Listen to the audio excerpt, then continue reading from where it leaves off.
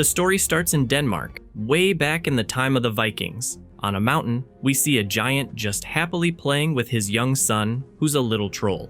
But their peace is about to be broken. The chief of a local Danish tribe, Hrothgar, shows up with his men on horseback. Their plan is to kill the giant. Before they can get close, the giant spots them. His first thought is to protect his child. He picks up the little troll and runs to the other side of the mountain, but the chief and his men manage to surround him. Thinking fast, the giant hides his kid on a slope and turns to face the men. He tries to just roar and scare them away instead of fighting, probably hoping they'll just leave. But the men don't back down. They attack him with everything they have: arrows, spears, and even burning torches. The giant gets hit, loses his balance, and falls off the mountain, dying instantly on the rocks below. From his hiding spot, the little troll watches the whole thing happen in silence. After the giant is dead, the chief walks to the edge of the mountain and takes off his mask. As he looks down, he spots the young troll. For a second, he thinks about killing the kid too, but since it's just a baby, he decides to let it live. He doesn't even tell his men he saw it. He just gets on his horse and rides away. The small troll then climbs down the mountain and finds his father's dead body near the sea. Crows and vultures are already gathering. He tries to drag the body away, but it's way too heavy for him. So, in a pretty grim scene, he uses a sword to cut his father's body into pieces. He carries the pieces into a cave, hides them, and starts living there all by himself. Many years go by, and the troll grows up. But every single day, he looks at his father's severed head and cries, never forgetting what the Vikings did. Meanwhile, in the Viking village, a priest is holding a ceremony for a new tavern. He tells the chief it's ready for business. On the other side of the mountain, the troll, who has been waiting all these years for revenge, finally comes out of his cave. That evening, some Viking warriors are partying in the new tavern. The troll shows up. He kills the guard outside by smashing his head, then walks inside. In the tavern, he goes on a rampage and brutally slaughters every single Viking warrior in there. The next morning, the chief arrives with his men and is shocked by what he sees. The bodies of his warriors are everywhere, all killed in a savage way. The chief asks his commander where he was, and the commander says he was in the village. He explains that some of the younger men stayed behind to drink, but he has no idea who could have killed them so cruelly. But here's a weird detail. No women or old people were harmed. This makes the chief really uneasy. Now the scene shifts to another group of Vikings from Geatland, led by a famous warrior named Beowulf. They're out raiding on their ships, but bad weather forces them to stop near Denmark. That same night, the Danish chief goes to the mountain with a guard, calling out and challenging the troll. But the troll is smart. He sneaks up from behind and kills the guard instantly. The chief sees this from a distance and charges with his sword, but the troll just runs away before he can get there. The chief is confused. The troll keeps killing his men, but never fights him directly. The next day, the chief's wife confronts him. She says, "So many of our men have been killed.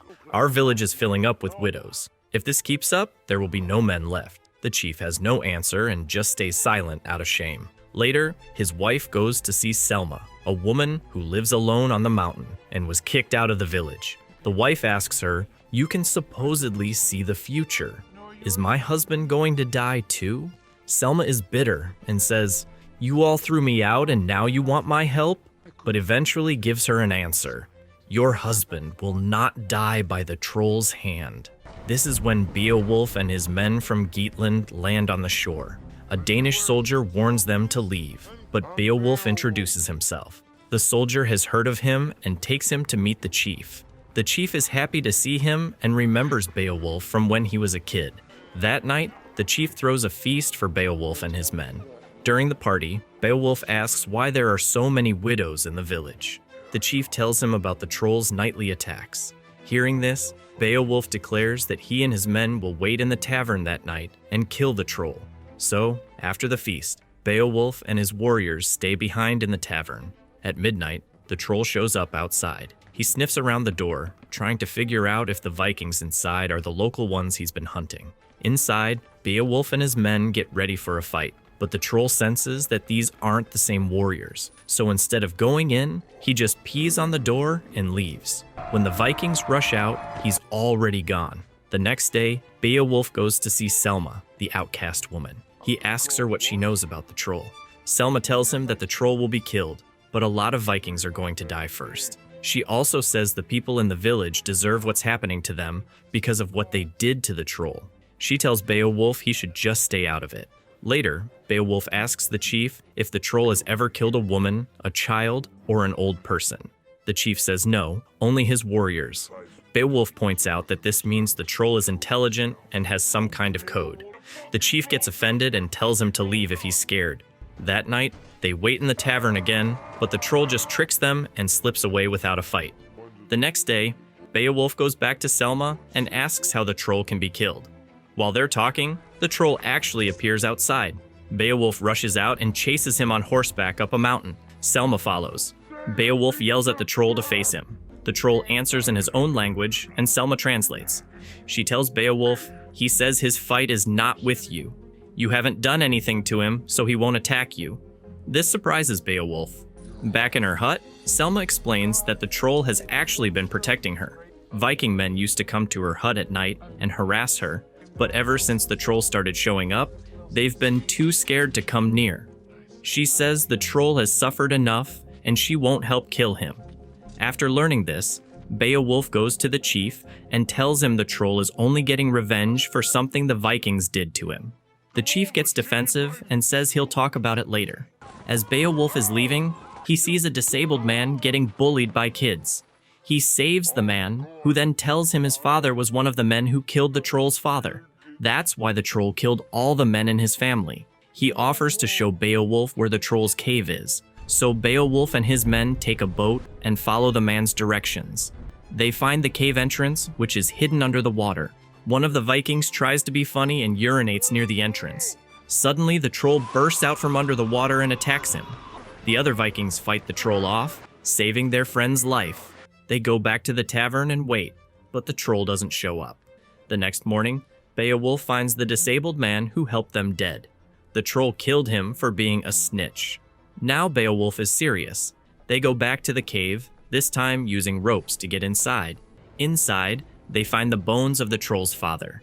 One of the Vikings, being a real jerk, breaks the father's skull and urinates on it. The troll isn't there, but when he gets back and sees what they've done, he becomes absolutely furious. That evening, the enraged troll attacks the tavern. He goes straight for the Viking who desecrated his father's skull and kills him brutally. Beowulf jumps in to fight the troll, but the troll is much stronger. As the troll tries to escape through the roof, Beowulf grabs his arm and wraps a heavy iron chain around it. The troll punches Beowulf and tries to break free, but his hand is stuck. In a final, desperate move, the troll rips his own arm off to escape. He runs towards the sea but collapses from the blood loss and dies on the shore. Then, something strange happens. His body is dragged into the sea by an unseen force. The next day, the chief finally tells Beowulf the whole truth. They killed the troll's father for no reason years ago. Beowulf tells him, because of what you did, an innocent was killed. But this troll was better than you. He never harmed the innocent. That night, the Vikings hang the troll's severed arm in the tavern and celebrate. Beowulf goes to see Selma. Selma reveals that once trolls sneak in at night, lonely, never spoke. I peeked. Gods, Beowulf, that thing was massive. I'd scream the roof off.